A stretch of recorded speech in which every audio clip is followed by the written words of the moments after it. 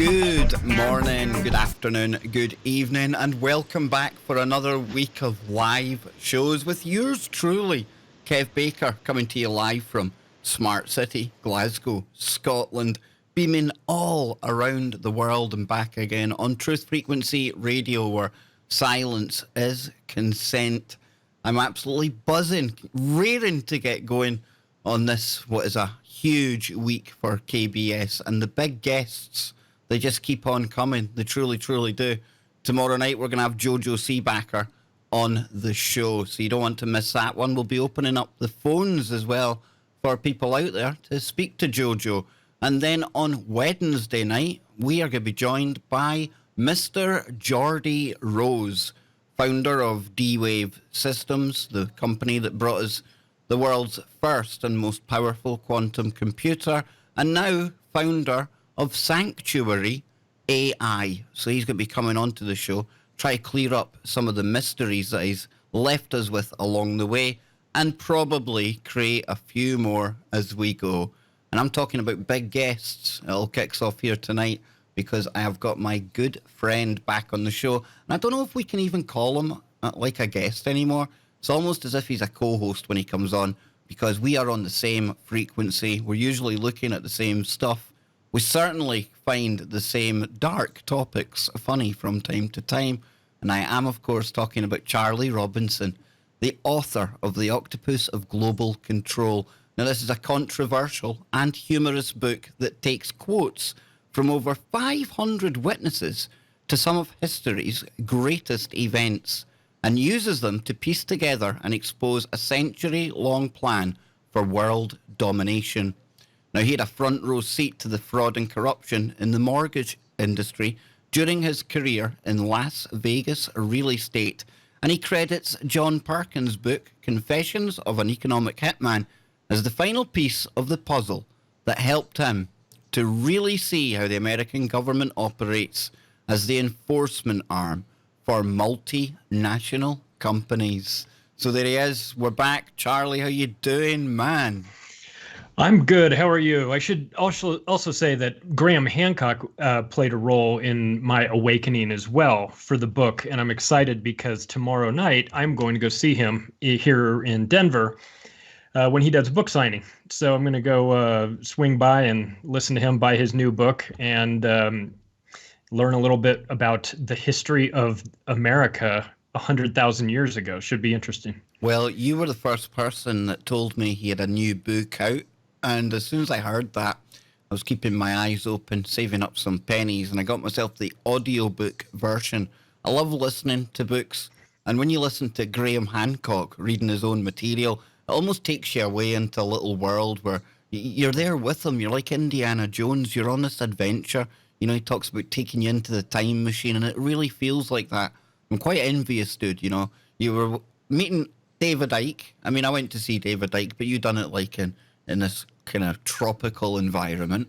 And now you're getting to see Graham Hancock as well. You're really rubbing shoulders with the best of them, dude. And I've been sent on a special mission. Graham does not know this, but I've been sent to his presence has been requested for an Acapulco 2020. Brian Forrester, who's his friend, who they've worked on books together, was there this year, did a great job. Graham is, an anarchist at heart. I think he'd be a good fit there. The crowd has been pushing for it through the social media forums and things like that, have been, posting videos of his Joe Rogan talk and saying, we got to get Graham Hancock's got to come to this thing. It'll be great. And I would be lying if I didn't say that while I was in the middle, we've had this conversation about the ayahuasca thing. After I took my first big gulp from that cup, as I'm walking back to my little bed area, I'm thinking to myself, oh, Graham was right. Pile of dirty socks, a little bit of sewage, battery acid, and a hint of chocolate. Yeah, that's about what it tastes like. So I'm going to give him one of my books tomorrow night. I quoted him 6 different times in it on a variety of things, including one that says, I think all politicians should be forced to drink ayahuasca 10 times before they hold political office, which I have always thought was a pretty good little bit there. So, yeah, I'm excited. I'm as excited as you are. But You know, Graham He's making his way Hancock. through the U.S., so I figure I'll go see him. He's in my town. Yeah, he's one of the people. In fact, you could probably draw parallels between the way that Hancock and the way that Ike have been treated over the years. You know, probably Ike has had more ridicule thrown his way by the mainstream, deliberately so. But when it comes to Hancock, it used to be back in the day when they would have him on things like BBC and things, it was almost as if they approached it like a pseudoscience that this guy was putting together. However, he was really piecing together the story of the human race, you know, and he was doing it with evidence. But of course, the mainstream world of archaeology, they just put their fingers in their ears and they just nah, and they refuse to hear him, man. Yeah, that's great. That's how you know it's true science when they refuse to listen to any sort of alternative opinions on that. I've watched that video where he gets into it. He sort of was secretly recording at a conference when he was set to debate Zahi Hawass, and Hawass wouldn't show up to it, and he wouldn't stick around for the debate, but he was there, but he wound up leaving, and they got in this huge argument. And Graham is, you know, from all accounts, I don't know him, but by all accounts, he seems like a decent guy who's presenting his side of the story. But it's funny that you get these people are very defensive and territorial about their beliefs. Someone like Hawass, who is sort of the keeper of Egyptian folklore, so to speak, does not want anybody coming up and challenging him and pointing out the information that Graham Hancock and Robert Schoch and everyone has brought forth about the water erosion on the Sphinx and questioning the actual date of its construction and things like that. They definitely stick their fingers in their ear and yell la la la so that nobody will challenge their established belief system, because if they were to find out that what they believed to be true was no longer true, there goes his career, there goes his reputation, he's done. So he's clinging to it. He's not being a scientist about it. He's being a prick about it. Yeah, exactly. He's just hanging on to his established beliefs. Hey, listen, we don't know everything. You know, it's okay to be wrong about this stuff. As long as you're checking, as long as your intention is to find the truth, and things change, that's fine. I've been upfront about that with my book. I said, hey, listen, I put this book out. There's going to be a point in time, maybe already now, but definitely in the future, where some of the points in the book that I have proclaimed to be correct will come across and we'll discover that they were incorrect. And I'm okay with that as long as we get it right, because that should be the goal. It should be truth, should be what really happens. And so when you see people pushing back against this, when somebody new comes around like Graham Hancock or David Icke and challenges the established belief system, you get pushback. You know, like you said, when Graham Hancock or somebody goes on BBC, it's like a hand grenade with the pin pulled out of it. They're just hoping that he doesn't let go of it and blow up everything around him, you know, because they're just... I think they removed one of his TED Talks at one point as well. Well, they Charlie. did. Yeah. They did, which is, and I put that in my book as well. I said to the people running the TED Talks, if you want to silence somebody who's given a TED Talk, don't ban it, because all you do is make it 100 times more impactful. Graham Hancock's War on Consciousness was banned by TED. It was a TED Talk.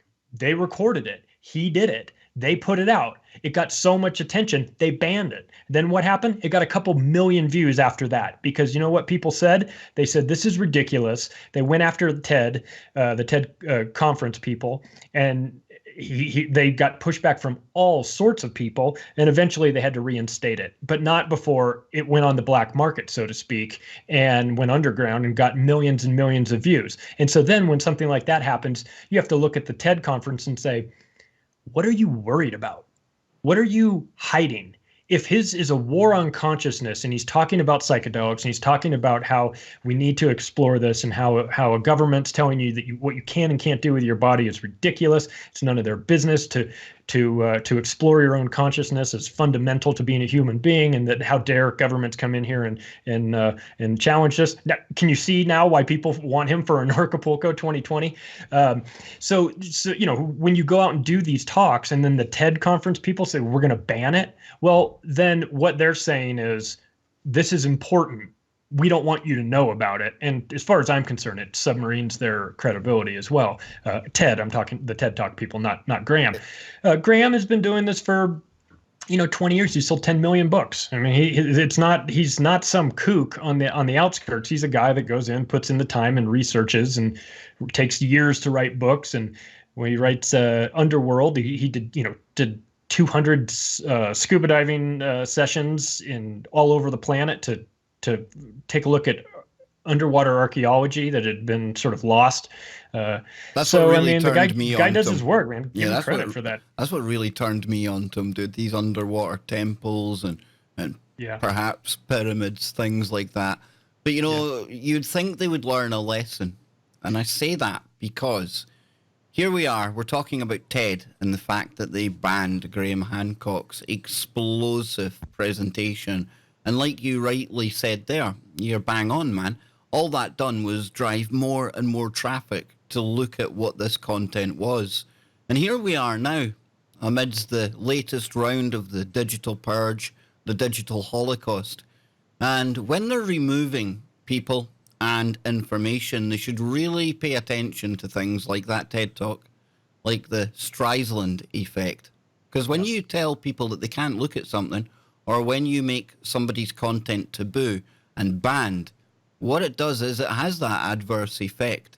And you've probably just swelled their audience, or at least people looking for their material, tenfold. You'd think they would learn by now.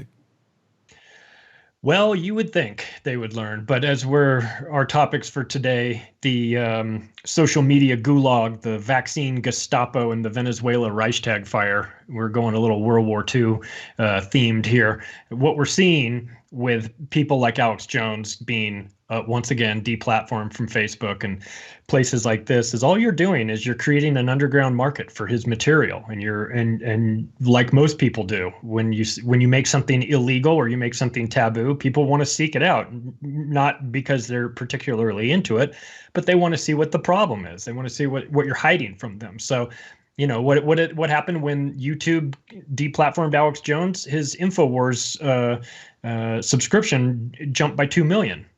His direct subscription. I don't mean subscriptions on YouTube because they were banning that, but I mean his direct to consumer Infowars.com membership grew by 2 million people. Why? Because people that didn't really care one way or the other about Alex Jones figured they would go see what all the hassle was about and see what the problem is. If they're going to all these links to ban him, well, then there must be something worth listening to. And so but this is how governments operate, and this is they don't.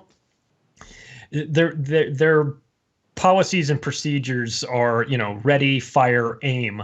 They don't think about these things very well. Or if they do think about it, they think, well, this time it'll be different. This time they won't care. People that don't know who Paul Joseph Watson is, or Laura Loomer, or even care about what Louis Farrakhan is saying, now they might be interested to go check them out. They're all different, I would say. But you've got Alex Jones, who, is far right. You've got Laura Loomer, that is a admitted Zionist, and you've got Louis Farrakhan, who is an anti-Zionist. So, I mean, there's a wide variety here, but the common theme is silencing dissenting voices. This is a common theme that when it comes to governments, and this is what happens. I mean, you just look back at World War II, you can see these things happening. You look back at Cambodia under Pol Pot, the first thing he did was go after people that had voices, newspaper reporters, doctors, lawyers, teachers, anybody that was educated. They wanted to silence them. And so what we're seeing now in 2019,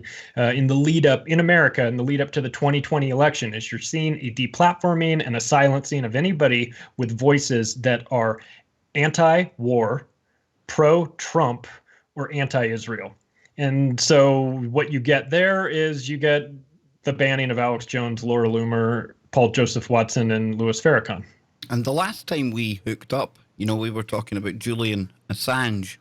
And I don't think it's a coincidence that all of this is happening at the same time.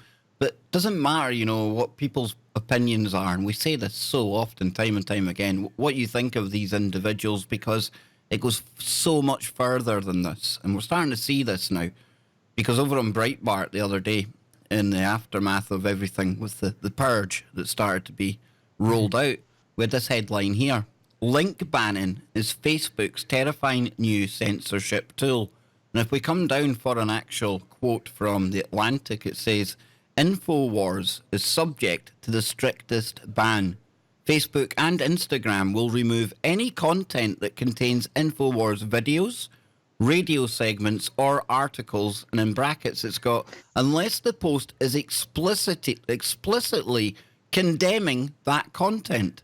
And Facebook will also remove any groups set up to share InfoWars content and events promoting any of the banned extremist figures, according to the company's spokesperson.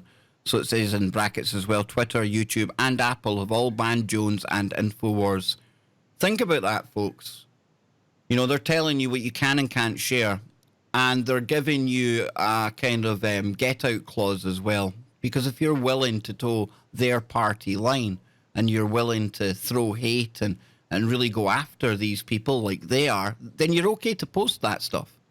Charlie, this is crazy. This is like being a Nazi. Yeah. This is like, you know, the early or the mid 30s where the Nazi party was burning books and they were telling you who was the enemy of the state. This is preposterous that this is happening now.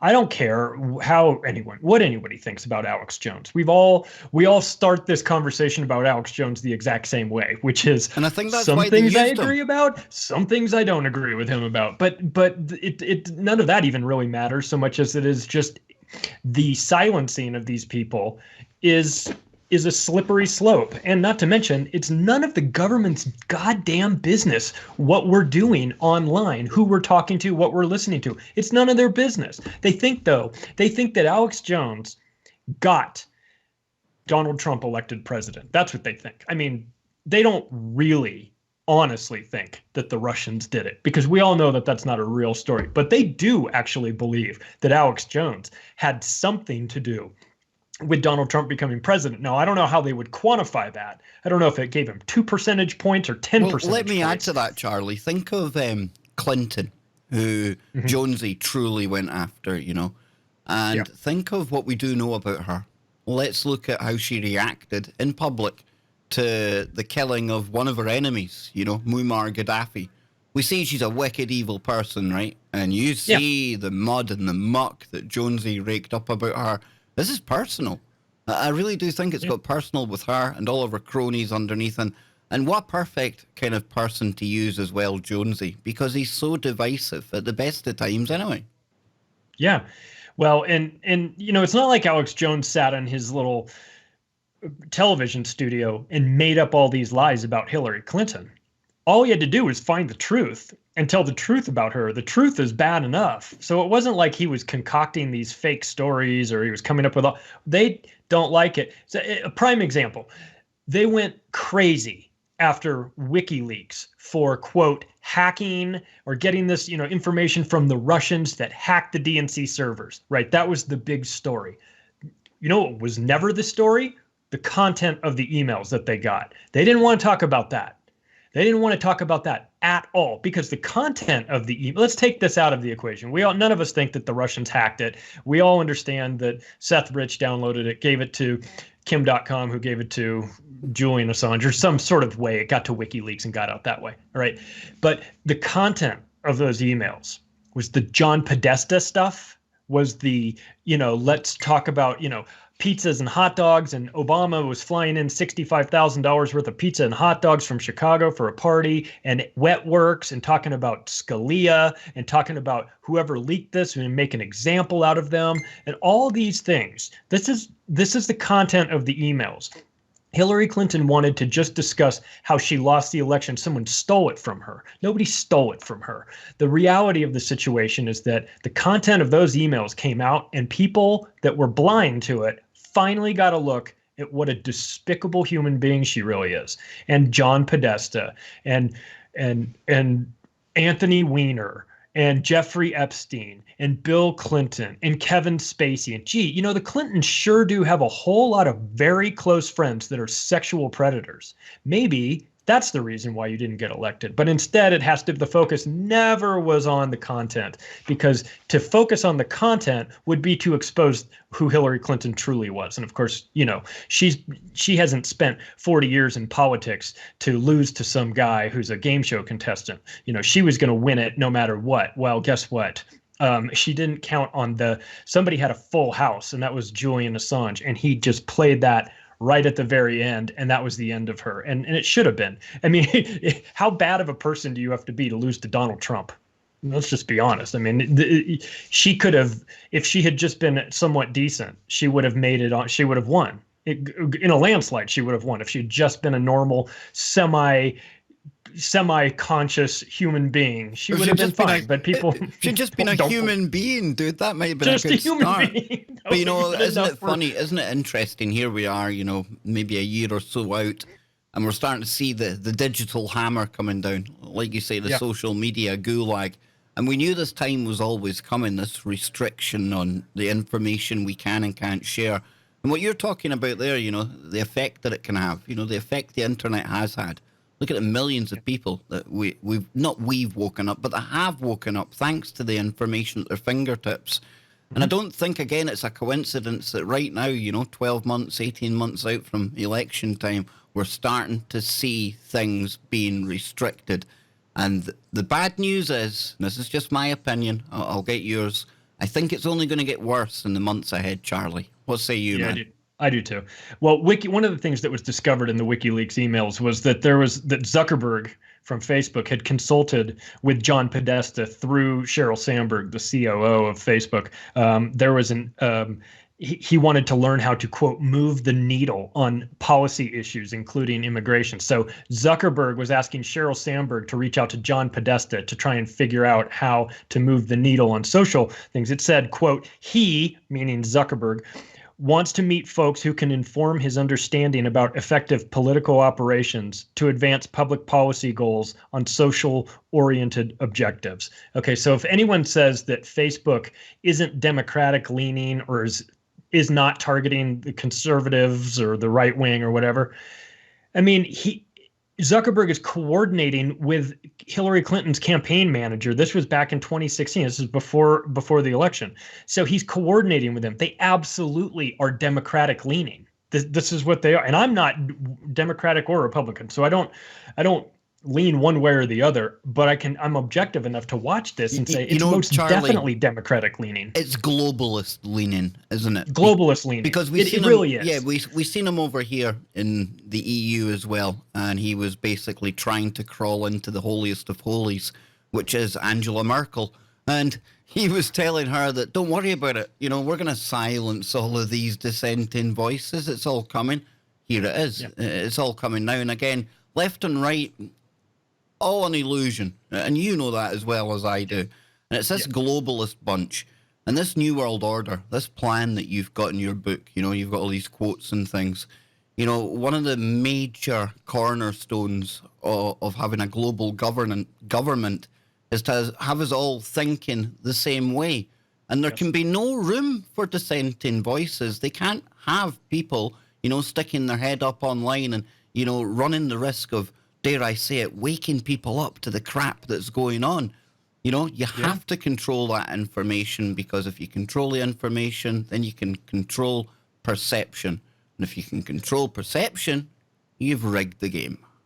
Yeah. And I have ranked the most dangerous tentacles of the octopus, with banking being number one, but media being number two right behind it, because I think that the control the media has is so important to the political landscape. It used to, you might think that the people in Washington, D.C. and London and, Tel Aviv, and they don't care what the people think. They don't care what the people think, truly, but it works better when they have the people on their side, when they don't have to fight a public relations battle on every single thing they want to implement. So what they do is they spend the time and effort and money to try and wage a media campaign to get as many of the people behind their goals, to get them on board with it, so that they don't have to fight them later. It's much easier for them to do it that way. But at their core, they honestly do not care what the people want. They want what they want, and they're going to put their goals into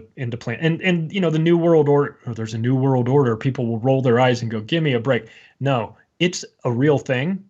It's most definitely a plan. The one world government, call it what you want. A one world government has been the plan for over 100 years, and and give them credit. They have put it. It's been incremental. They've done a fantastic job of setting the domino pieces to make sure that one falls before the next. And we're getting to a point where it might be past the point of no return, and that's the scariest part of it all.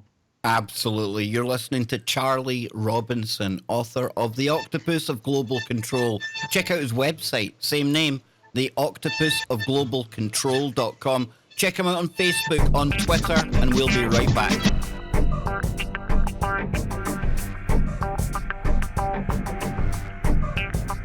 Welcome back, everyone, and our special guest today, Charlie Robinson, author of The Octopus of Global Control. And before the break, we were talking about how it seems to be more and more people these days are losing their voice online.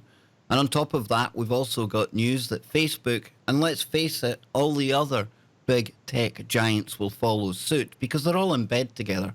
Folks, they're all the tech Illuminati, as I've been calling them recently.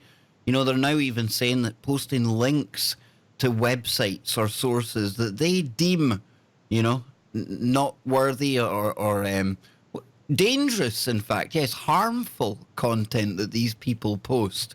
So we're seeing that restricted. On top of that, we've got Article 13 over here in the EU.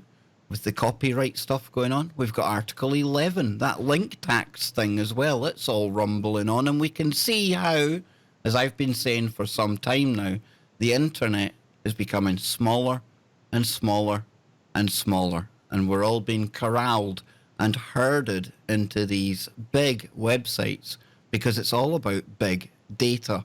We're going to be following on from that here because along with this purge, the Facebook purge, the digital purge, the digital holocaust, call it what you will, Charlie here, he has got some new information to me, and it centers around something called the Poynter Institute.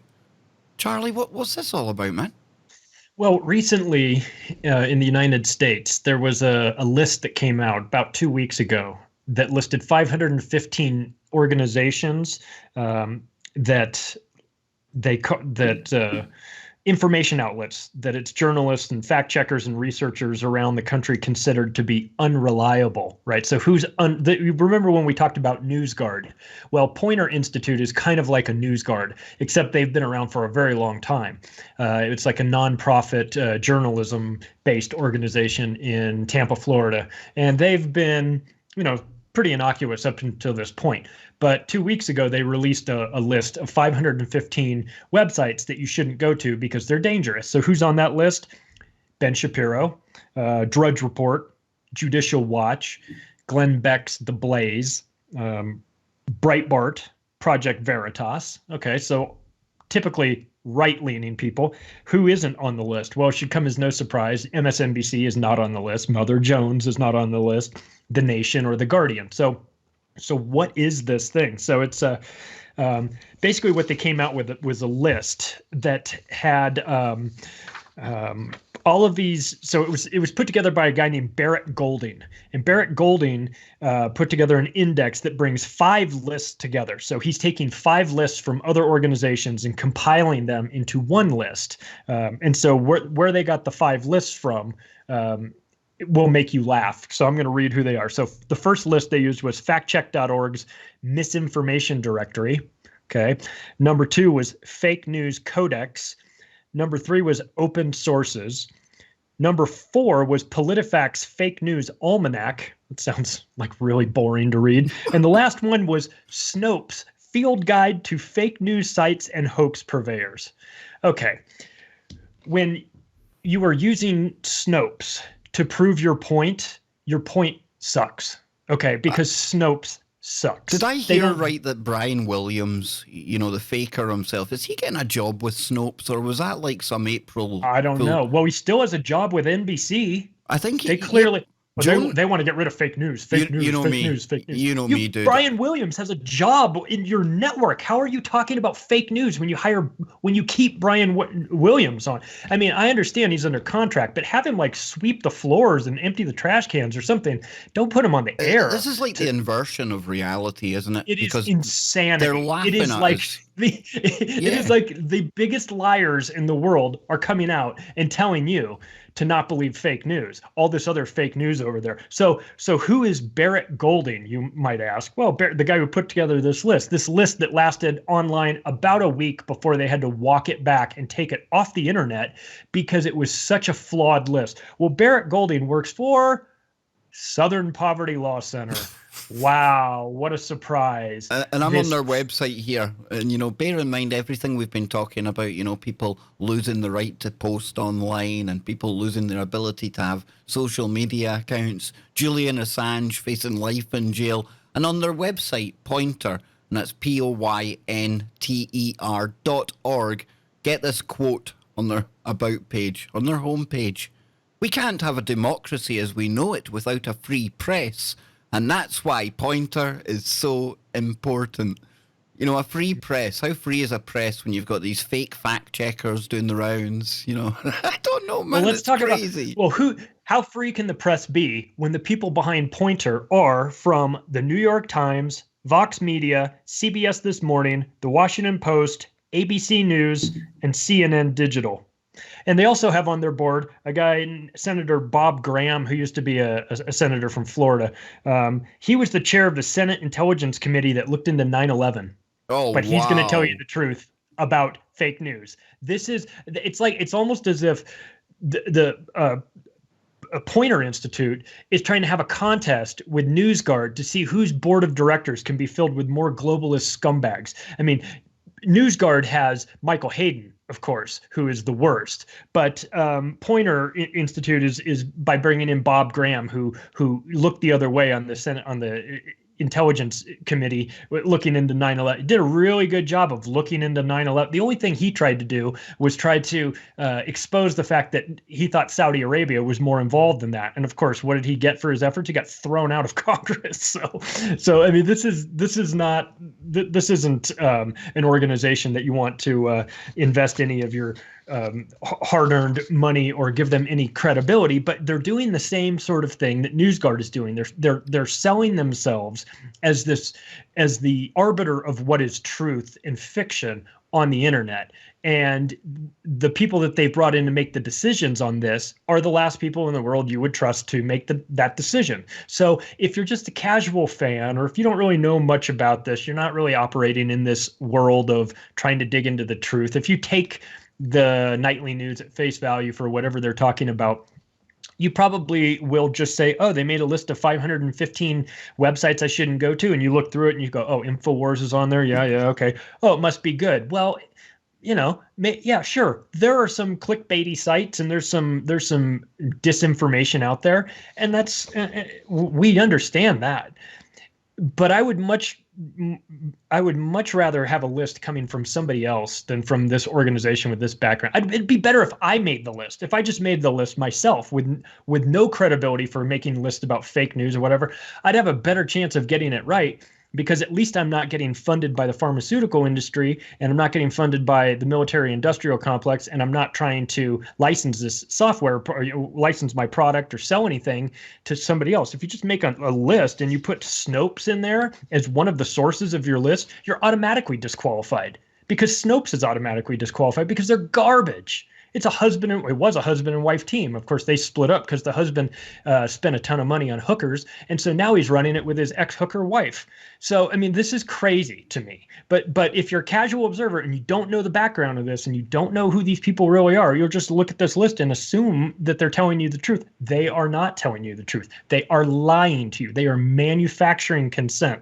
As Noam Chomsky said, they are removing all the voices that they don't want heard, and they are creating an echo chamber with only the voices that they do want heard. And what a surprise, they're all left-leaning. Yeah, those companies that you rattled off there, I mean, they're not going to be happy until it's just them and a handful of others that remain. And your news, like the videos that we've seen from time to time posted on YouTube, and it's brilliant. It's a great way to show people how it's just one person basically writing the news, and it gets handed out to all the various stations. And that's the way it's going, folks. And we see it more and more over on YouTube. You know, it doesn't matter what topic you search for now. It's always going to come back with the mainstream version first. We've even seen Mark Dice searching for his videos using the exact title of the video. And, you know, it'll have millions of views, but it'll be like 6 pages down the search. Nobody goes 6 pages into the search, and they know that. The algorithms know this, Charlie. It's weird times, man. And how long until, you know, me sharing today's link with tfrlive.com in it, how long until that is a violation? How long until it's deemed that... Probably by the end of the week. That's what I'm saying, and this is why it's a slippery slope, and that's what people have to appreciate. Even if you aren't a fan of TFR, whatever network you might be a fan of, if it's information that goes contrary to the narrative that the mainstream are putting out there, then there's a target on that website's back, on that host's back, on that author's back. I'm not saying a physical target. They're not going to come and take us out in the middle of the night, but they unperson you. And in this day and age, that's as good as, Charlie. Well, before, what they would have done is they would have taken you down to the river and thrown you in there and stoned you to death to see if you float, to see if you were actually a witch or not. You know, but they don't have to do that these days. They just digitally do that to you. And so here's the update. This was on May 3rd. So this says Poynter has shut down Unnews. Unnews was the list that was going. Its database highlighting unreliable news sites after discovering inconsistencies between sources used to build the database and its final report. After receiving complaints, Poynter conducted an audit and found, quote, found weaknesses in the methodology. Really? You don't say. Using Snopes, you found weaknesses? Okay, so used to categorize 515 news sites, according to a letter from editor Barbara Allen. Quote, we regret that we failed to ensure that the data was rigorous before publication and apologize for the confusion and agitation caused by its publication. So what they did was they made a list of 515 websites and news organizations and put them out there with all the authority in the world to say that these people are all fake and they're all lying to you. And then when it didn't work out, when people freaked out about it and contacted them and said, you guys are out of your mind putting this list out, none of it is even accurate. You're contradicting yourself like crazy.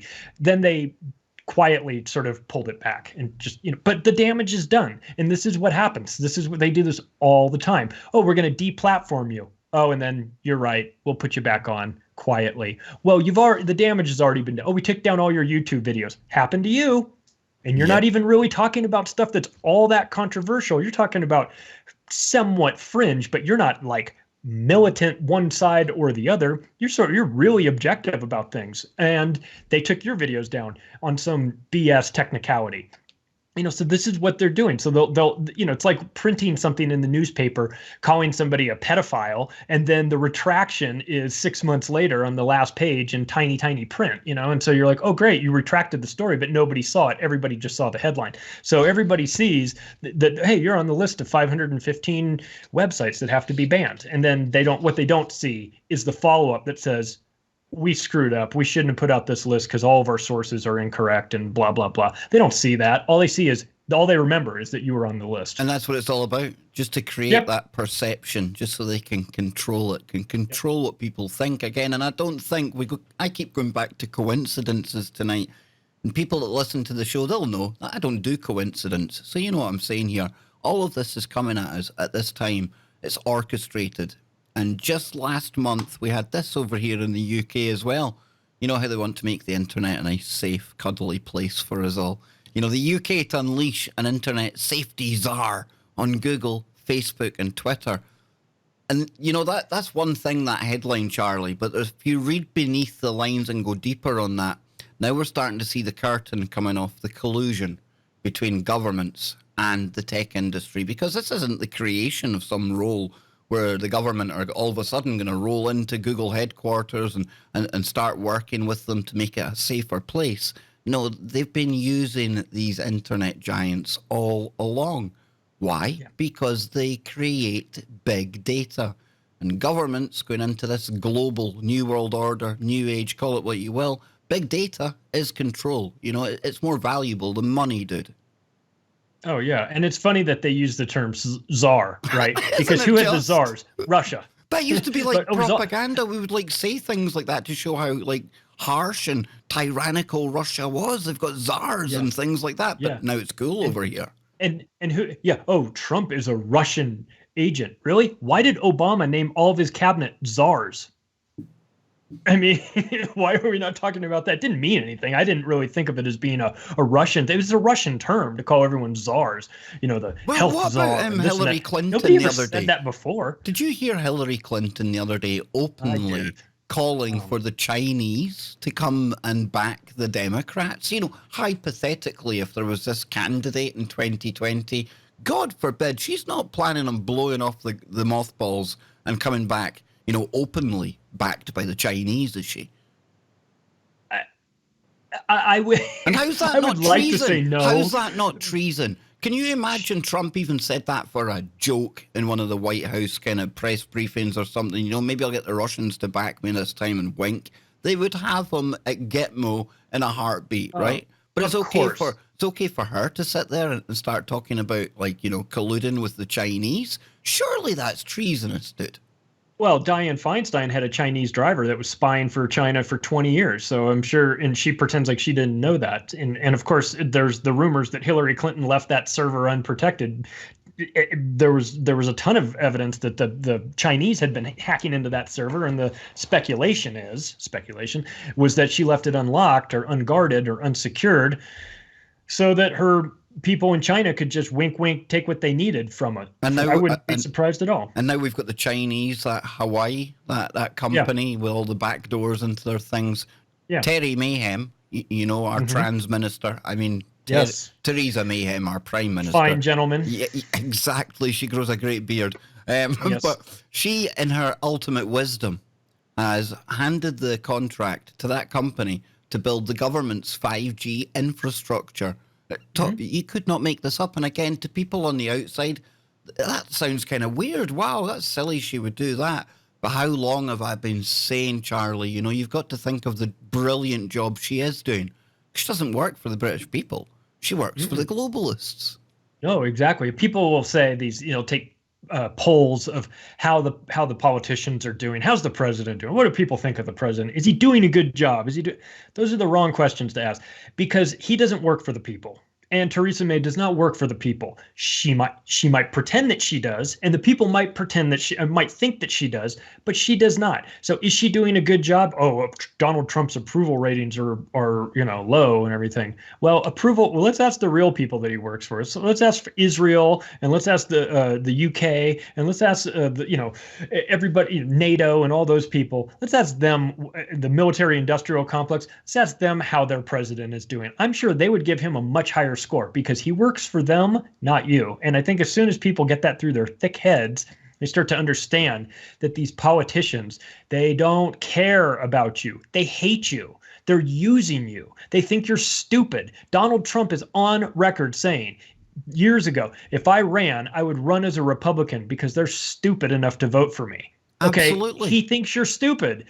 And if you're voting for him to come in and change things, then you are stupid, because it's not going to happen. You can't change the system by trying to replace the parts in the system. You have to destroy the entire system and start a new one. Actually, you have to start a new one first and let that rise up. And then the old system will fall apart because it's just so obvious in comparison that it doesn't work. We live in a crazy, insane world where you take things like free energy technology exist but are suppressed because it's not in the interest of the oil companies. Well, screw the oil companies.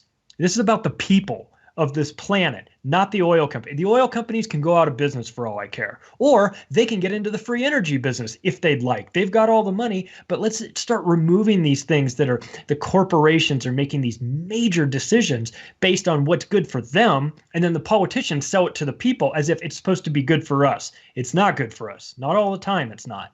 Most of the time it's only good for them, and it's frustrating to see people marching in the streets saying, my red team is better than your blue team. And you just want to grab them and shake them and say, listen, we're all on the same team. We're the one team. They're the other team. It's not us against each other. It's us against them. They're the problem. They're creating these problems. They're making the world unlivable, and they're treating it like a trash can on top of that. And I just don't know. I mean, I know you're going to have Jordy Rose on this week, who I'm very excited to hear.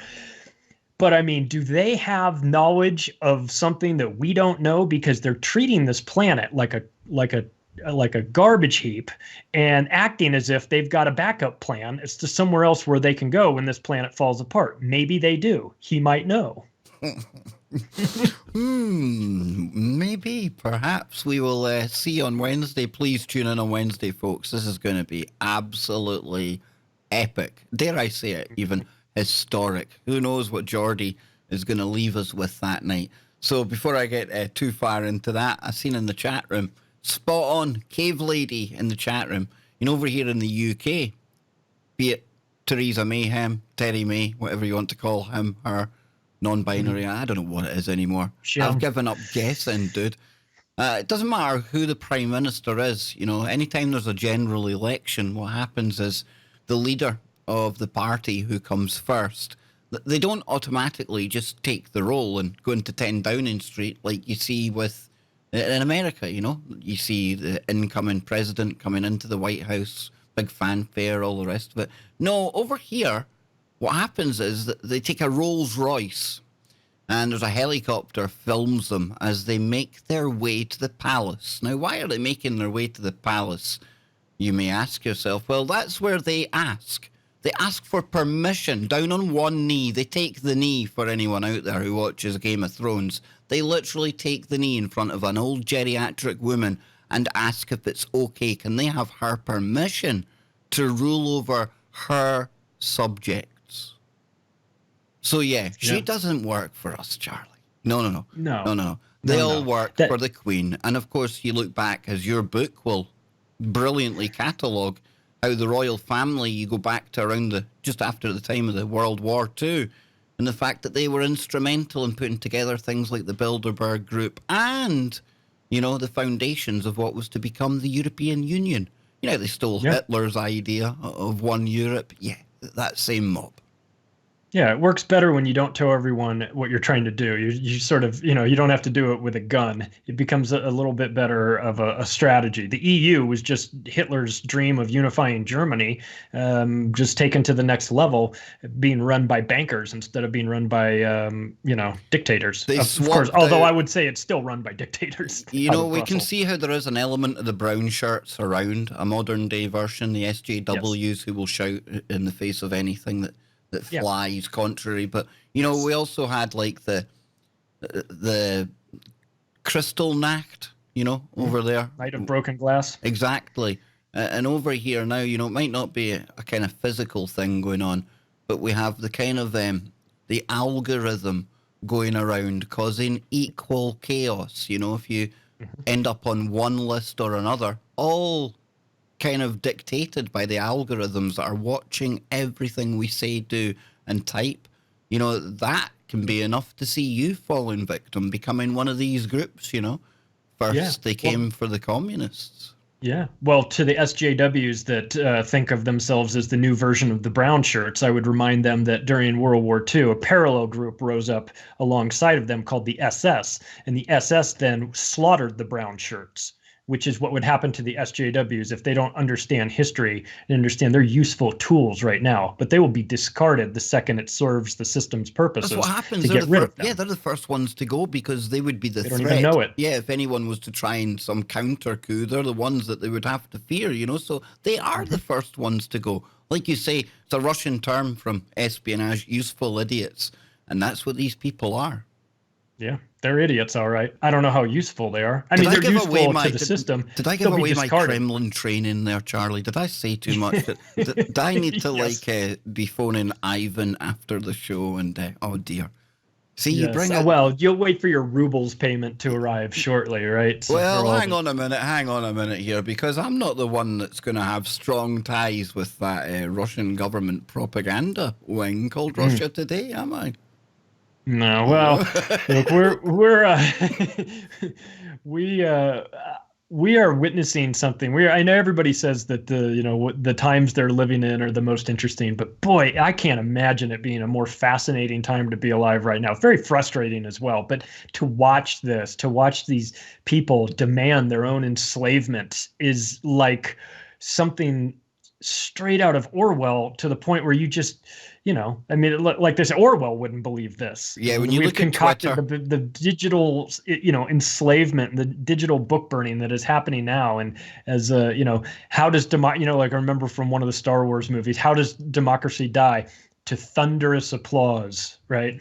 That's where we are now. And when you look, exactly, Charlie, because when you look at social media, and I'm on Twitter more these days than Facebook, but you see people on there actually applauding these people being kicked off of Facebook and Twitter and all the rest of it. And you're thinking, do you realize the implications of what you're watching going down here? And not only watching it going down, you're celebrating it. You're helping it to happen. It's so insane, dude.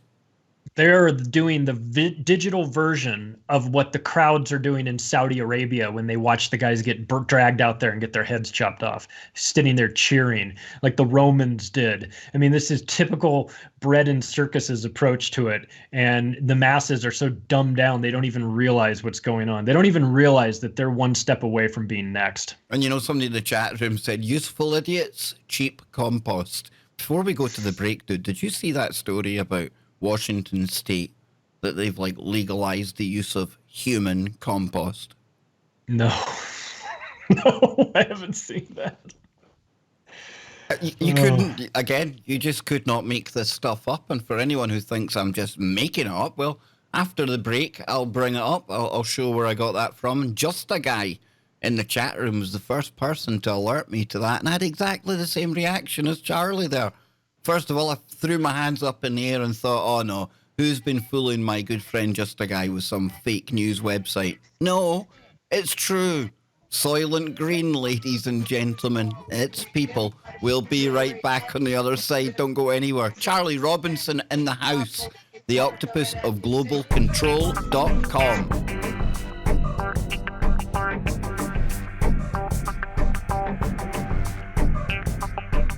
Hour number 2 with today's special guest, Mr. Charlie Robinson. And Charlie, before we launch back into this, let people know where they can get the book, where they can see you, maybe if you've got any upcoming talks, where they can follow you online while you're still online. Let's make the most of it, right? No kidding. Well, I'm off. I've been somewhat banned from Twitter. Naughty boy. What did you do, man? Well, it's been over a month. They didn't like the headline image that I have as I had it since for the last 2 years or so. I hadn't really gotten into Twitter all that much, but I had it going across the top. It's a black and white image from World War II. It's a iconic picture of all of the people doing the Nazi salute, except the one guy who's got his arms crossed and a big red circle around it. Now, Twitter, in their infinite wisdom, seems to think that that's a racist picture. But the reality of the situation is it's the exact opposite of being a racist picture. It's showing the one guy who refuses to do the Nazi salute. But for whatever reason, they seem to they want me to take that picture down, and I just refuse to do it. And so they said, if you want to fight this, click here and fill this out and everything. I've done that 3 different times. They still haven't responded and to me. Remember, you're up against algorithms here, and this is something I was pointing out the other day. Even if you are to go after something, say the Nazi salute here, and you were to write a big rant about it, how bad it is, how evil it is, that one image alone, it's hard for the AI to discern whether you're speaking negatively or positively about it. So again, it's a good example of how, these things, there is no fine lines, and just posting that image alone, despite the context, doesn't matter about the context, you're gone. See, it's that easy. I know. And on all 3 times, I put in the comments back to them, have a human being take a look at this, not AI, not some algorithm, because if you they made a documentary about this picture. I mean, this is a famous picture. It's not me doing it. It's not me and all my buddies dressed up like Nazis or something like that. And it's the exact opposite, but whatever. So you can find me on Facebook for as long as I'm still there, Facebook / the Octopus of Global Control. But come on, Charlie, come on. We know that Facebook's getting all nice and cozy now. It's not the boudoir that I said it would be, but it's the digital lounge where we'll be able to sit and chill out with each other. No prying eyes, no government, no Zuckerberg looking in. Let your guard down. Let's see your true self, or sorry, let the algorithm see even more about you. It's ridiculous, dude. Yeah, they don't want to see my true self. My true self is using them. I'm using Facebook for my own personal reasons to get my message out there and make people aware of my book. I think Facebook is run by psychopaths now. I don't know that I understand the creation of it, the history of it. They've got quite a bit of funding from some sketchy people and organizations, but whatever. So Facebook, you can find me there. The website, theoctopusofglobalcontrol.com, you can buy the digital book there. And if you like the hardcover, it's paperback, but the physical book, you can get that at Amazon or on Barnes & Noble. Absolutely, dude, absolutely. And I've been showing your website here on the screen, and you've got that very same image at the header on the top of that. So please check that out, folks. The Octopus of Global Control. Now, something else we're going to move into tonight is the Venezuela Reichstag fire. Talk to us about what's going on there, because, pardon the pun, it's a flashpoint, right?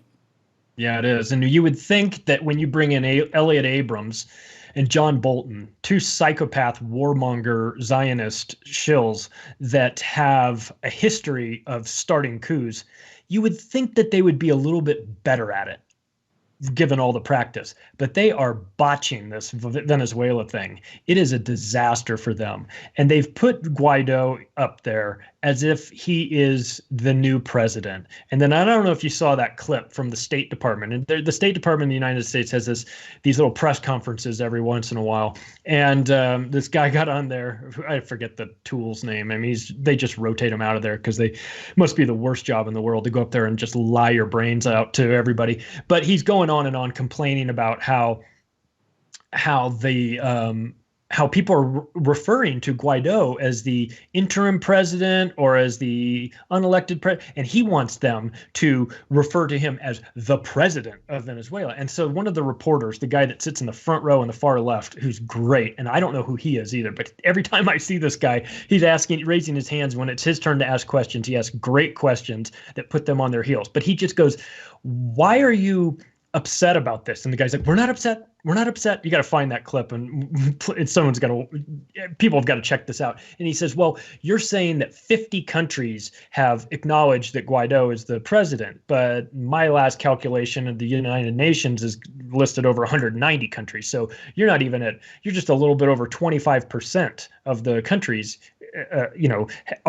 are claiming that he is the legitimate president. So that means you've got 3/4 of the world saying that he isn't, and you're upset about this." And the guy just immediately goes, spreading freedom and democracy and freedom and liberty, and okay, this press conference is over, and he walks out. It is just insanity.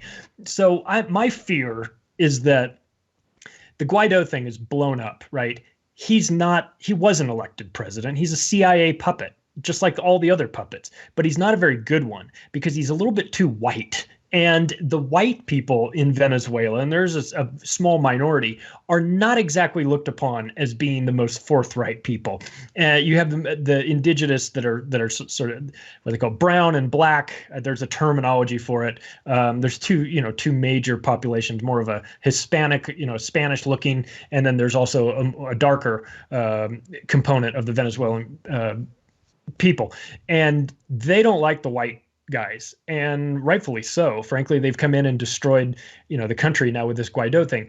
Now, with him losing steam and with him losing authority and with people not being on board with him, I think, and this is just speculation on my part, but after watching enough of these false flags and coups go wrong, I think what we can expect is for Guaido to get murdered and have it blamed on Maduro, because he is worn out. He is past his prime.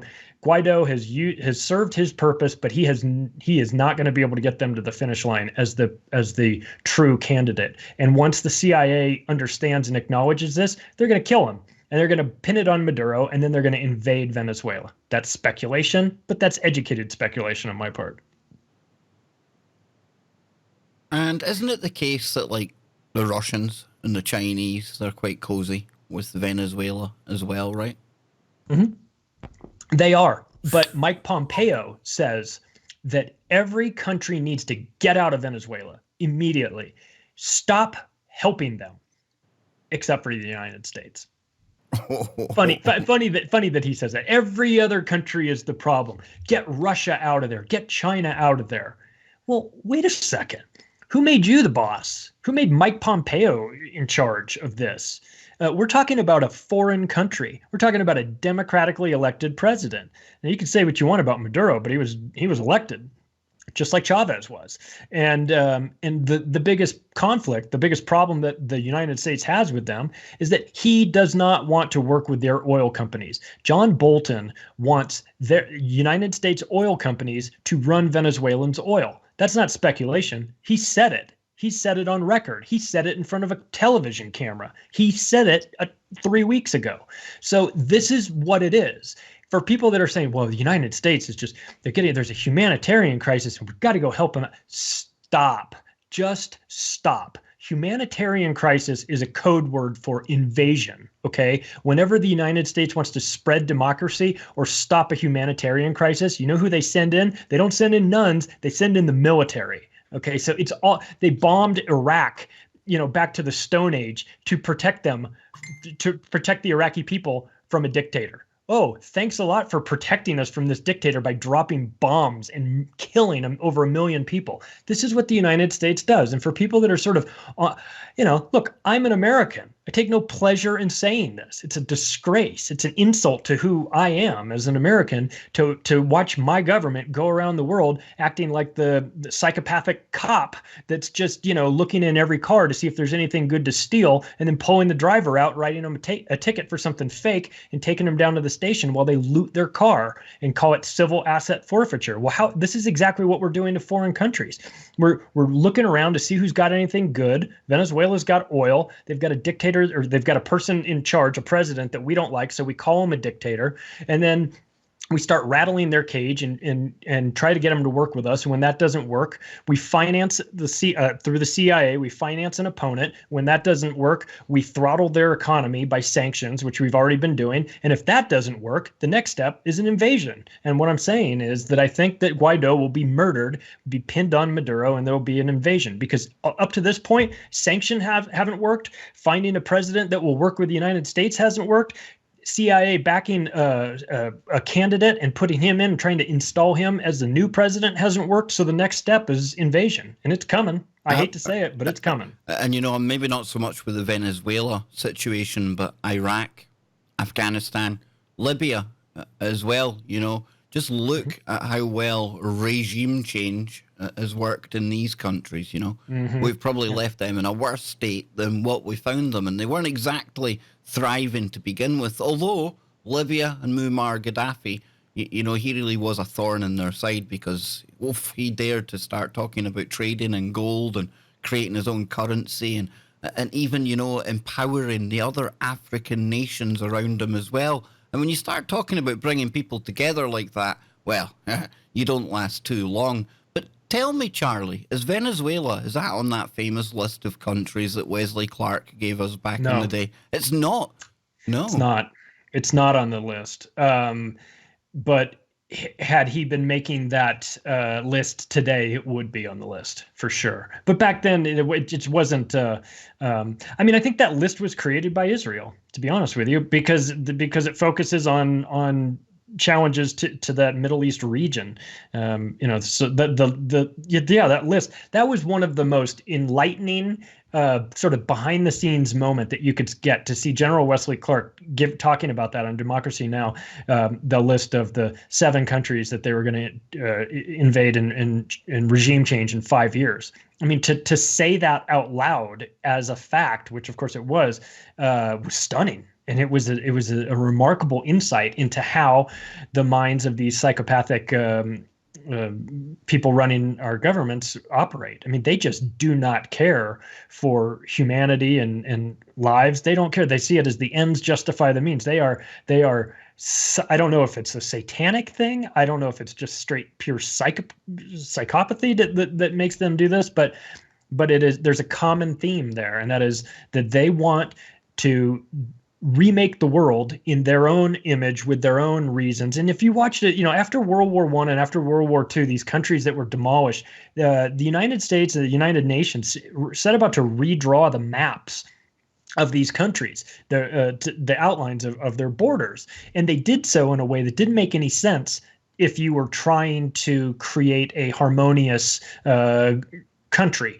As an example, in Iraq, there's several different Shias and Sunnis, and they don't play well together. But when they created the outlines of these countries, when they redrew their borders, they drew them in a way that would create conflict, not prevent it. So they intentionally put them all together. If the intention was to redraw the map of the Middle East in a way that there would be less fighting, it would look a lot different from what it is now. The way they did it was they set it up so that there would be never-ending conflict, and as long as there's conflict, no one group can really grow out of that. And of course, Israel's role in this is that they don't want a challenger in the Middle East. Israel and Saudi Arabia play for the same team, and what they do not want is a challenger. And so, what a surprise! Who's John Bolton talking about now in the news today? Talking about going after Iran. He has the biggest hard-on for Iran. He wants them dead. He wants all those people dead because he works for Israel. He's a dual citizen, just like Pompeo. They have ties to this. So when you're hearing them talk, and they're doing it from the White House, and they're doing it from these places, from in an official United States capacity, what you are hearing is Netanyahu's words. That's the facts. I mean, that's the truth of the matter. Absolutely. When you look at Donald Trump, I actually try and look behind him to see if I can see Netanyahu's hand operating him. But you see, this is another way that we can really blow this left-right nonsense that people still kind of fall into, because we can go back to Bush and that when Wesley Clark first came out and started talking about these countries, right? And regime change certainly became a thing. It's what America started doing after September the 11th, 2001. So we had a Republican in the big house and the big job then, and it was Bush. And then along comes Obama, the president of peace, right? Winning Nobel Prizes for he's even let his coffee cool down on the Oval Office table. And what continues? Regime change, bombing the hell out of countries that don't play ball with the New World Order. But he's a Democrat. I thought he was different. It's okay because Donald Trump comes along, right? He's too interested in draining the swamp. But now here we are. We're still talking regime change. We still see him taking part in bombing Syria from time to time, last year, the year before. And again, we see him in bed with the Israelis. And, talking of swamp monsters, Bolton's beside him in the White House. Yep. You see how they're all the same, Charlie. We see how they're all the same. The agenda remains the same. The characters, they come and go, but the agenda keeps going. They drained the swamp, but filled it back up with the sewer. And John Bolton is from the sewer. This is in Elliot Abrams too. I mean, these are guys that they love murdering people. I mean, I think we should put it in terms like that, because they talk about humanitarian things, all these very sanitized terms, this very nice way of discussing these things. But what we're really talking about is murder. We are talking about sanctioned murder by one government against another.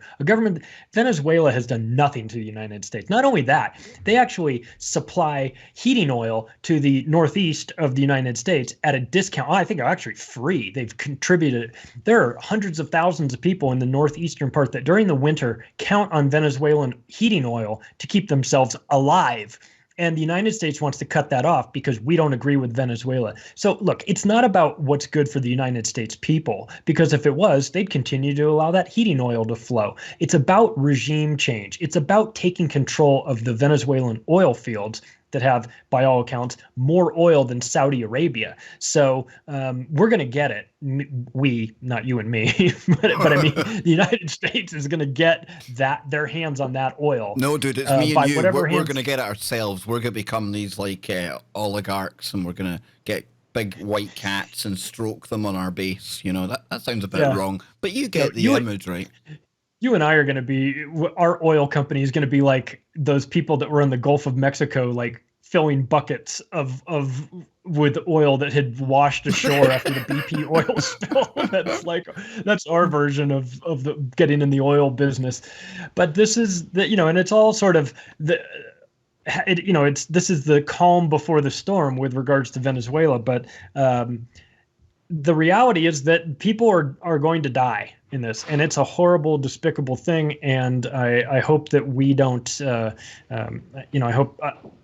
I hope something comes up, and the United States, American people wake up to this. Maybe it's more like a World War I scenario then, with the Archduke Ferdinand, maybe when he was taken out. It's kind of that kind of echo in history. Yeah, I mean we laugh and things, but on a serious kind of note, I mean, when you look at America, you've got China, you've got Russia, probably Iran, they're probably friendly with them as well. Kim Jong-un, he's out playing with his new fireworks. He'll probably want to get involved if something happens. Sure. All joking aside, it's quite serious, Charlie, right? Well, it is. I mean, and now the United States is trying to demonize China for being, for buying oil from Venezuela. Well, what do you expect them to do? I mean, of course they're buying oil from Venezuela. Why wouldn't they? So but because Bolton's plan is to fight everybody. Of course, he's never going to do it himself. He's too much of a chicken to go out there and actually do anything on his own. This is a guy that at one point whispered to one of these. I forget. I got to get the story straight. But there's a guy that he whispered to him, "We know where your family lives. We know where your kids are."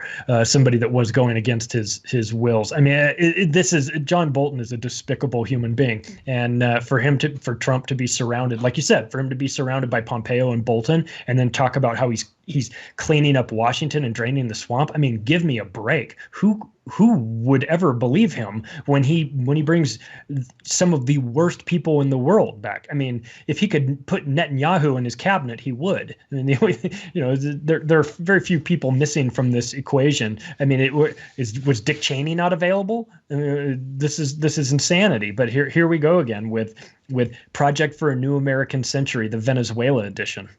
And of course, while all this is kind of playing out, we have had, a renewal of the conflict over in the Gaza Strip and things.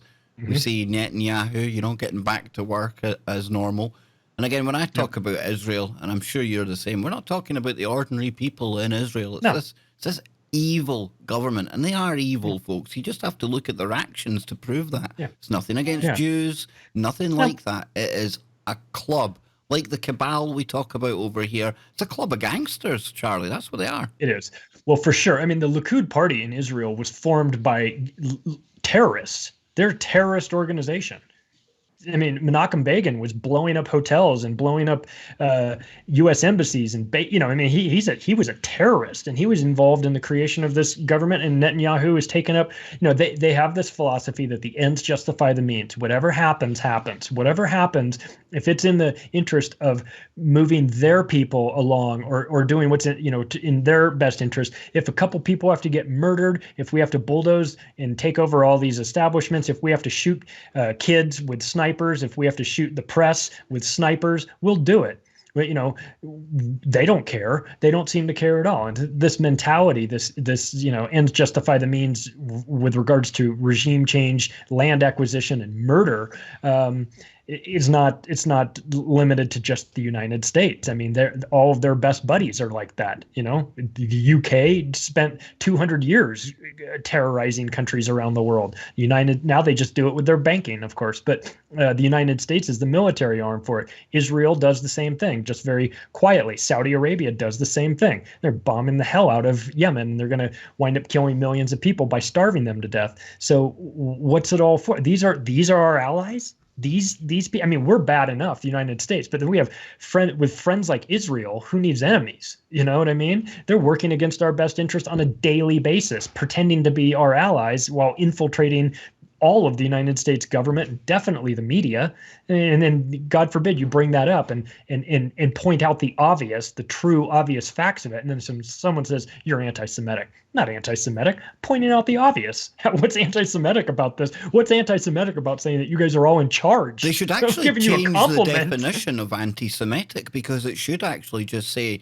to point out the obvious, because this is what they'll call you. Do you know what I mean? Yeah, exactly. But let's when we look at that country, though, I don't forget about the UK's role in that. You had the Balfour Agreement back in, I think it was 1917, where he promised the Rothschilds, not the true Jewish people, the Rothschilds, a piece of land over in the Middle East where they could set up. And of course, it was only after Hitler came along and created a crisis big enough for them to justify doing that did it all happen. So yeah, we talk about the military machine out of the US, doing their part for the New World Order. But having been in the British Army myself, I would like to forget about the role that we've played, Charlie. But we've just been as bad. We've been in cahoots all the way, dude. Yeah, for sure. And the British Empire had a very good run, but it was a bloody one, and you're like me. It's like we love our country, but just not our government, and there's a difference there. We don't recognize these psychopaths as representing us. They're maniacs. We're not into that. I mean, at least you and I, we've had enough conversations to know that we feel like, you do your thing, well, I'll do my thing. Like, don't hurt me, I won't hurt you. We don't have anything to worry about. Let's all sort of get along. We don't all have to agree, but we also don't have to invade foreign countries for no good reason. We don't have to lie to, through the press. I mean, we're in a sea of deception and just an ocean of lies. It's crazy. And for SJWs that would listen to a conversation like me and Charlie are having right now, this would be like throwing holy water over somebody that's possessed. Oh yeah, because they would cry hate speech. They would say how we're calling for violence. Now it doesn't matter. You've listened to the show. Neither of us are calling for violence. Neither of us are being hateful. But this is how it works. And when those people call for that, the tech giants, what do? They come along and, well, before you know it, it's Kev Baker and Charlie Robinson and TFR. They're gone. They're unpersoned. Their links are persona non grata. That gets you put on a list. You see how it all starts rolling together, folks, and why this is so important. So, Charlie, we're about to go to the break again, my good friend. We've got one segment to go. It's flying by, always does with you.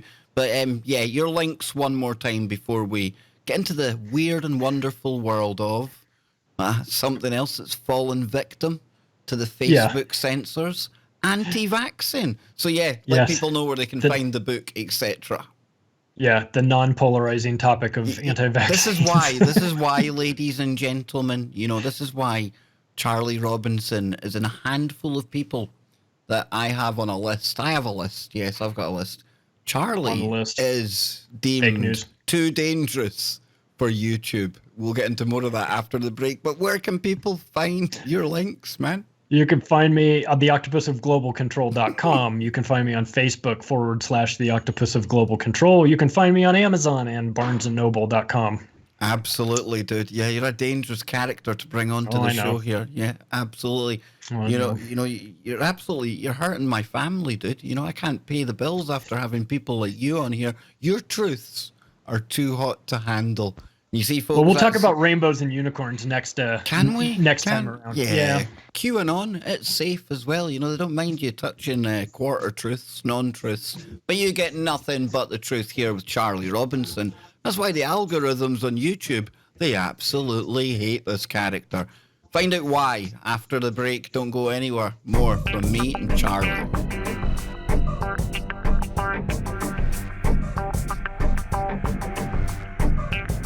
Welcome back, ladies and gentlemen. Final segment of today's Kev Baker Show, right here on TFRlive.com.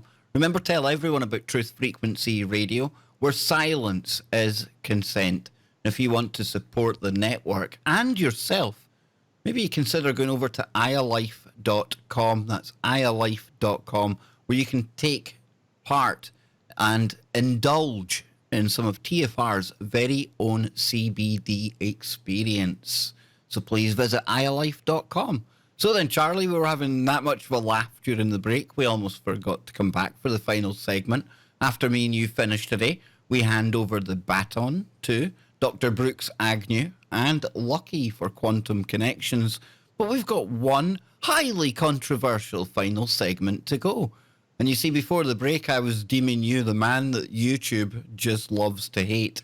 That's because when Charlie comes on the show, we cover topics that the algorithm doesn't like. But that doesn't stop us because, like we say here on TFR, silence is consent. So yes, my man, you're on a list of a few people that I won't name publicly. I told you during the break. You know, it's a very prestigious list you're on. Popeye's on there. I make fun of that when he comes on the live stream. But no, the algorithm definitely doesn't like you, dude. No, I'm sure it doesn't. But, you know, I want to talk about important things. I want to talk about things that we're not allowed, that for whatever reason, if we're not allowed to talk about it, then I want to talk about it. It makes me want to talk about it more. That's what it makes me want to do. Yeah. And what we're seeing in the United States right now, lately, has been a coordinated push to demonize anybody that they label as anti-vaccine. Now, they don't label them as people that are interested in knowing more about vaccines or interested in vaccine safety. They just call them anti-vaxxers. And that's by design, of course. That's a term. Now, you know, there's lots of ways to look at the vaccine argument. But one of them is that, in a way that you and I probably look at it, is that if they are pushing to make anything mandatory, you have to question why that is. If it's such a great idea that it has to be mandatory by the state forcing this. I saw in California back in 2015, SB 283 came through. That was a law in California that made it mandatory for kids attending schools, all schools, to have the full set of vaccinations required, or else you were not allowed to attend school. No religious exemption, no personal belief exemption, no nothing. So that is, of course, it's medical tyranny, right? But the pro-vaccine people will say, how dare you anti-vaxxers with your pseudoscience and your questionable intelligence put all of us at risk. And of course, the most obvious response to that is, if your kid is vaccinated and vaccines work so well and your kid is so magically protected, what difference does it make what I do? You've got a magic bubble around your kid. Mind your own business, right? But they don't like that because they don't want to see that. They want to try and make everybody become part of the system. And when the system that you and I know is deeply corrupted is telling you that you have to do something, well, much like them telling you you're not allowed to talk about something, if they tell you you have to do something, I probably don't want to do that.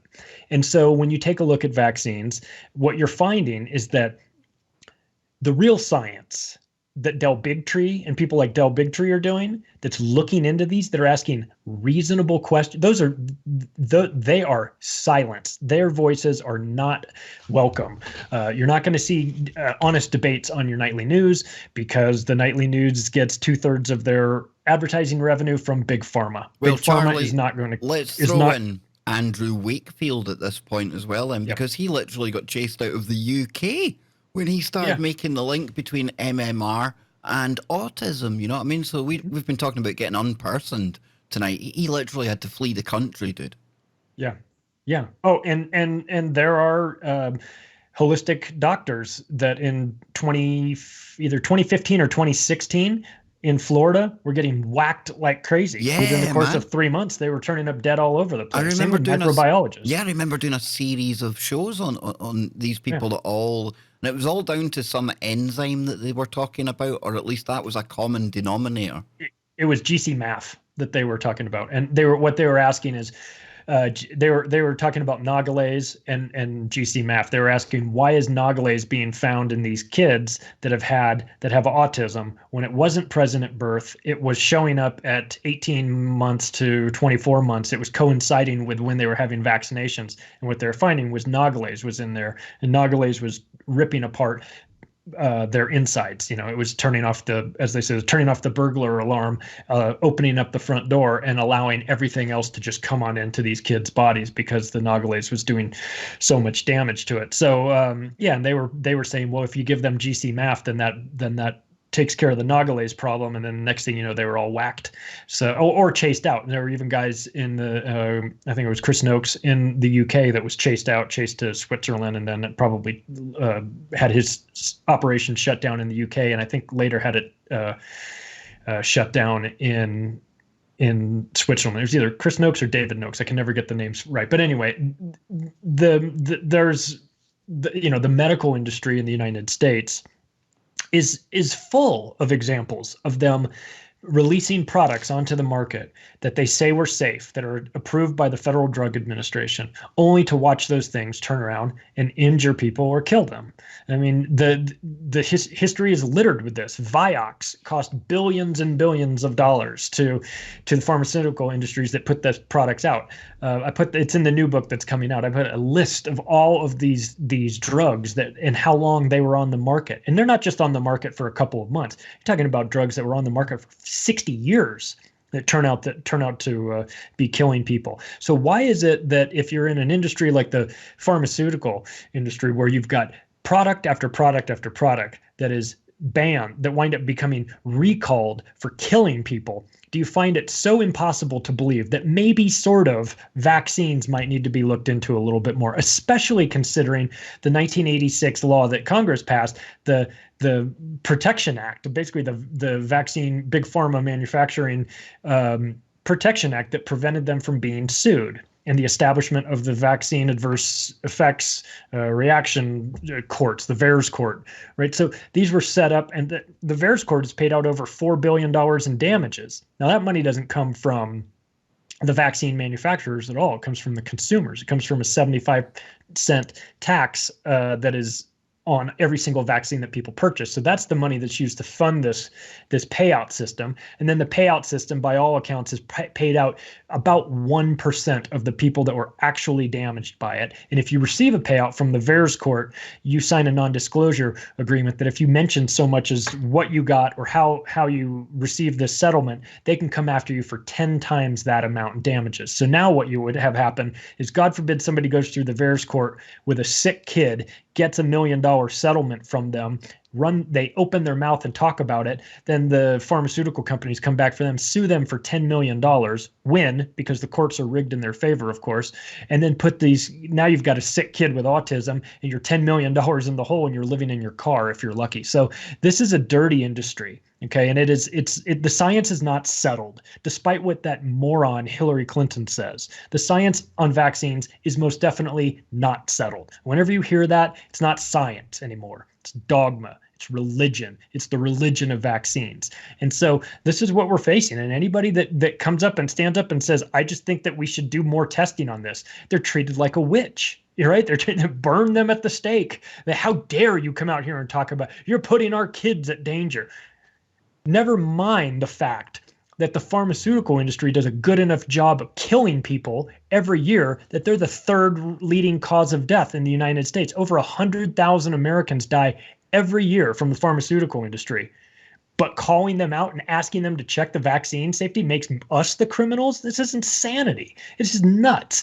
It's a bunch of people that haven't taken the time to look at any of the information, dig in for themselves. Look, pharmaceutical companies cut corners. They're in the business of making money. They're not in the business of making you feel better. They're in the business of treating sick people for profit. That's what they do. Why is it hard to believe that they might be setting these vaccines up, slamming them into kids?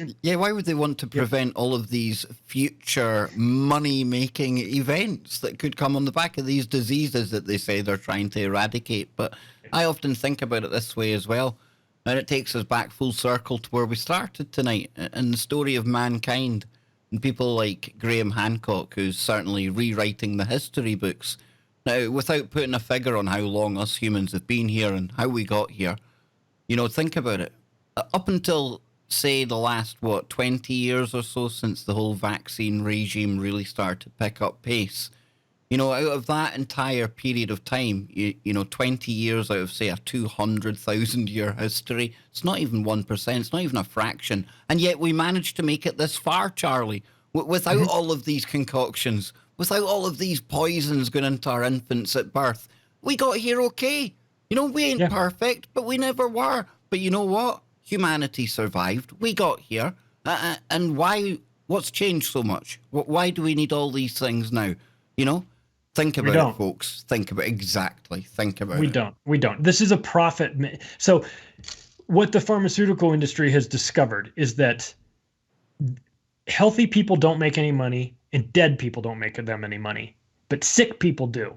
So if you can have a nation of sick people, then they've got a built-in industry right there. They can just mine those sick people all day long. They can come up with new diseases. They can manufacture new medicines and then create, retroactively go back and create a disease that it works for. Like Zyban. So as an example, Zyban and Wellbutrin are the exact same chemical thing, chemical compositions, exact same pill, marketed differently. Same thing, different names. Wellbutrin is used to treat depression. Zyban is used to help you quit smoking. They took one medicine that they'd already done the R&D for and went out and found a new thing that they think it could treat, which it was treating depression. But then they said, well, maybe it'll help quit smoking. Because from a business standpoint, the sunk costs are already paid for the R&D for Wellbutrin, right? But then they just take that same thing and hand it off to the marketing department to create a new, well, what else can we use this for? Let's say it helps people quit smoking. Well, maybe it does. Maybe it helps 10% of the people quit smoking. I don't know what the number. Dude, I'm making that that's up. Like that Champix I took. It's the same gear, man, and I'm telling you, that literally rewired my mind.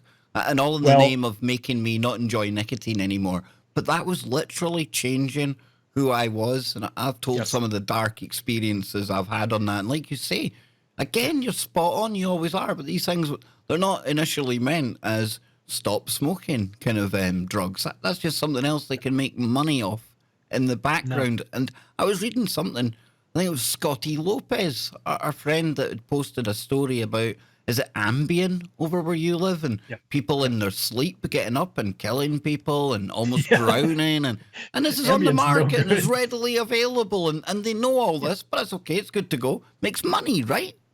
Yeah, for sure. Well, when you took Chantix, I don't know if I ever had this conversation with you, but there are websites that are like, I forget what exactly it's called, but it's like Chantix Nightmares. Yeah, man. Yeah. Oh. And it is, I mean, I feel bad for the people that have taken it and have had serious side effects. But I got to admit, when I went through that website and started reading some of the nightmares, it was hilarious. Charlie, I mean, they were the craziest dreams that people explaining, like I was riding on a dinosaur and and then and then I stabbed somebody. And you're thinking, so strange. And you'll be able to appreciate, with the psychedelics, the ayahuasca that you took, the mind, there's so much that we really do not know about the potential of the mind.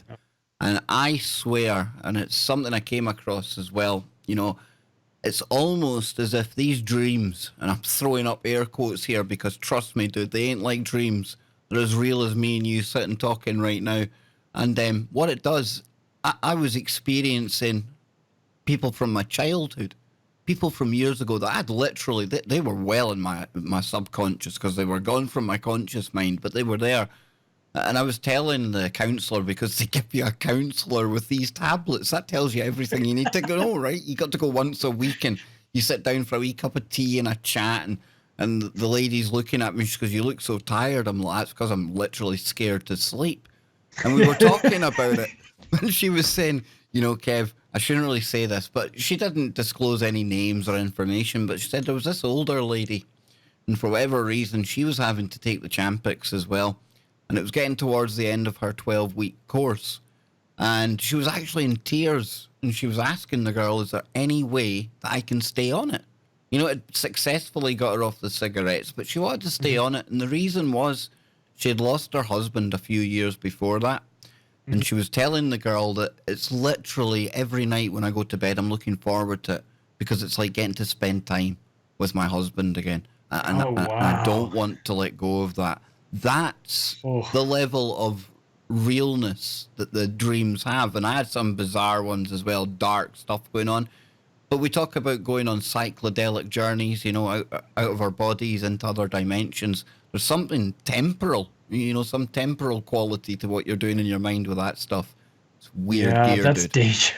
That's scary. But, you know, this is why when here in the US, we have television ads that run, and they're all, it looks like they're all made at some factory somewhere, because they all look exactly the same. It's like a family that's going to have a picnic, and their kid and everybody's having a good time, or maybe it's a family reunion and everybody's getting around, and it's just a very generic sort of visual. But then at the very end, and of course running underneath it is in tiny print are some of the side effects, but at the very end they're required to mention the side effects, and the side effects that they list for a lot of these drugs are hilarious.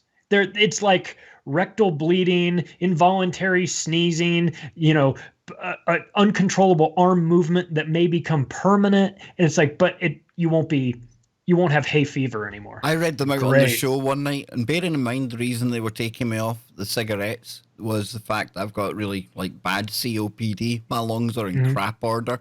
One of the side effects was restriction of breathing. And I'm thinking, that's been a good day.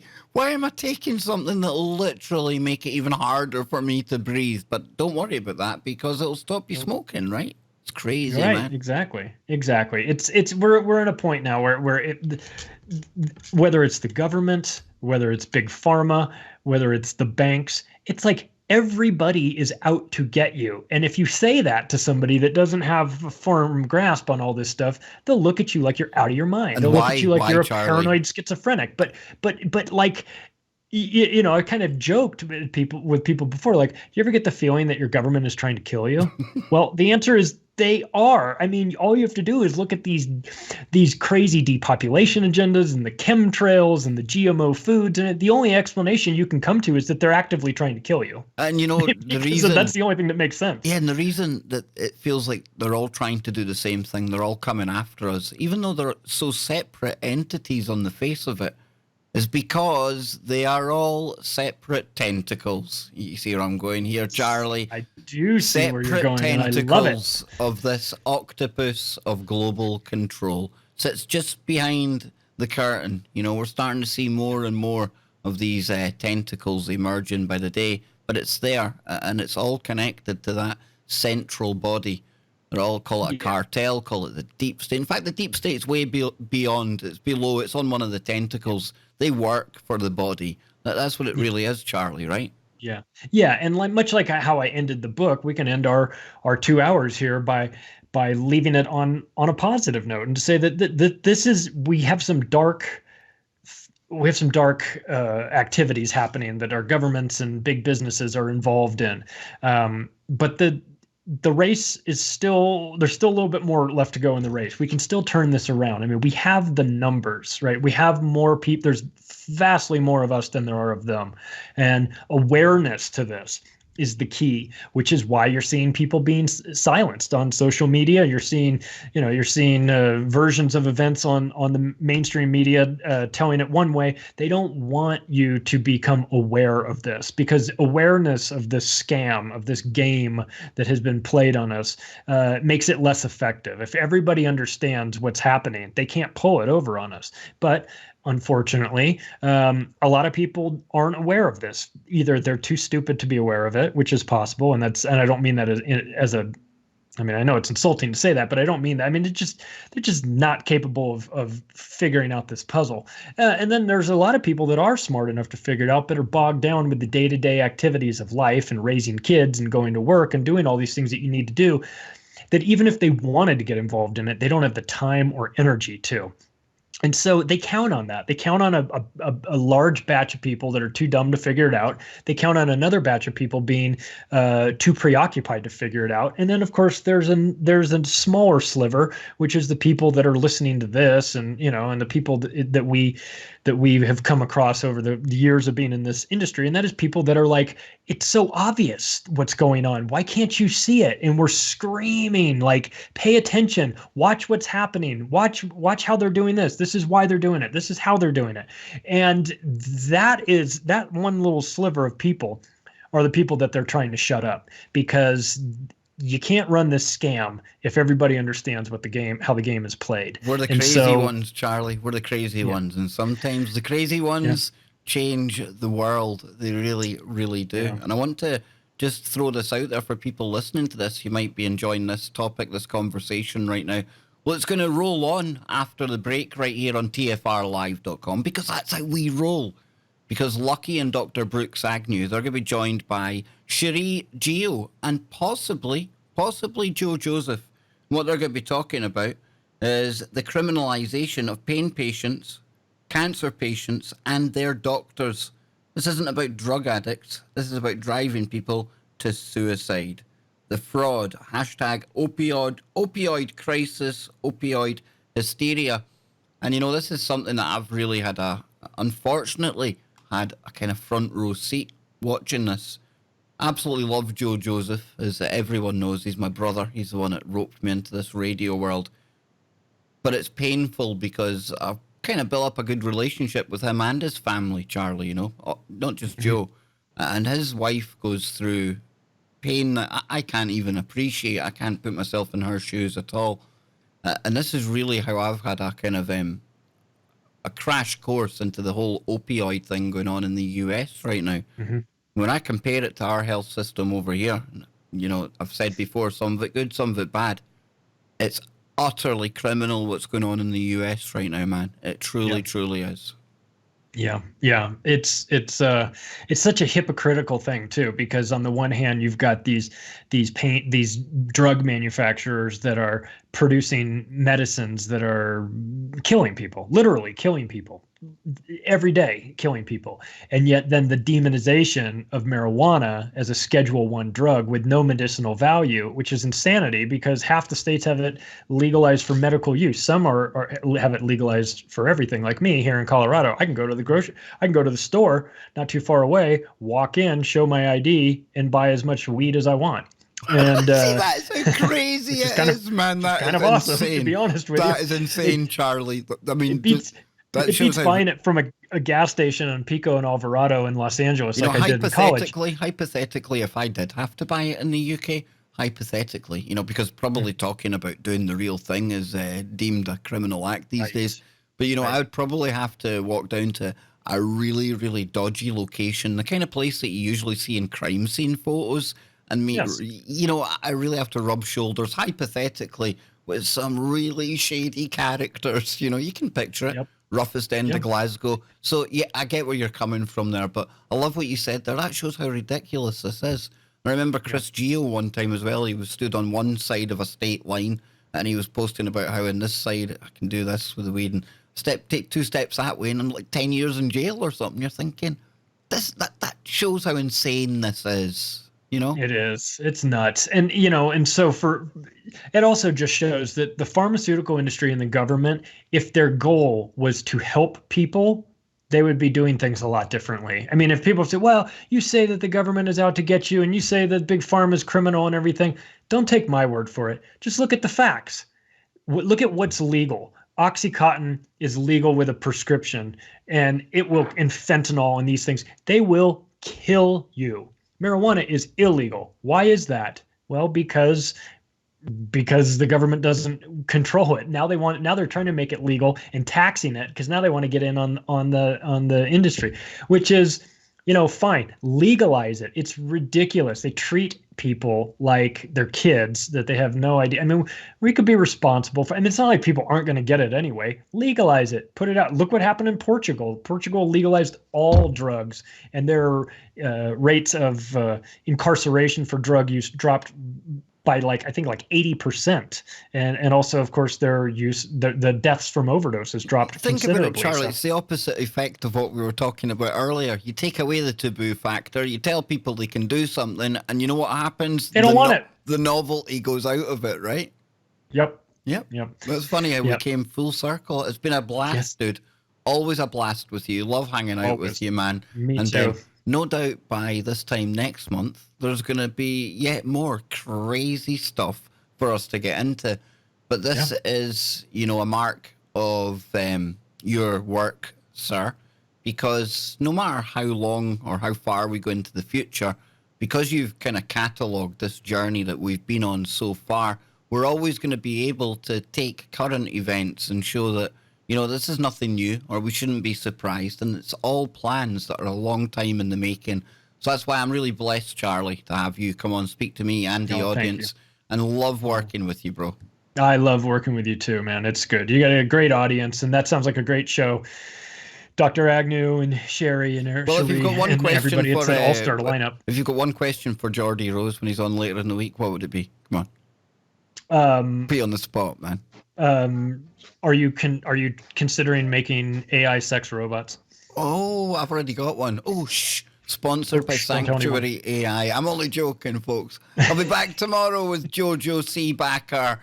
It's one less sleep until Geordie Rose gets here. Are you excited? I am. Wherever you are, make it TFR and then touch that dial.